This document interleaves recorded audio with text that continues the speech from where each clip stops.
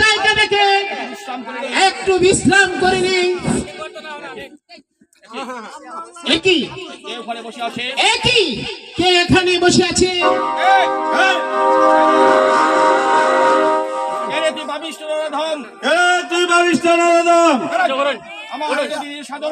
আমার দিনের সাধনা ভঙ্গ করলে তোকে অভিশাপ দিচ্ছে।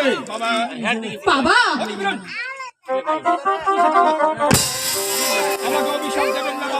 আমাকে অভিশাপ দিবেন না বাবা। আমরা খুব বিপদে পড়ে আপনার এখানে ছুটে এসেছি। আপনি আমাকে দয়া করুন বাবা। সত্য আছে আজ 10 বছর যাবৎ আমি এখানে বসে ঈশ্বরকে সাধনা করছি। আর তুই কিনা আমার সাধনা সব বন্ধ করে দিলে। তাই আমি তোকে দিলাম অভিশাপ।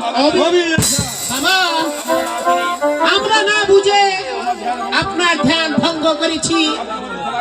আপনি আমাকে ক্ষমা করুন বাবা। আপনি আমাকে ক্ষমা করুন।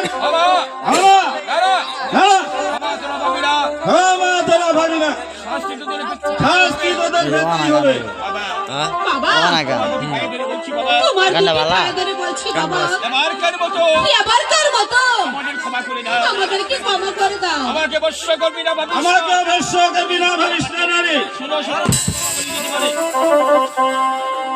হাই গো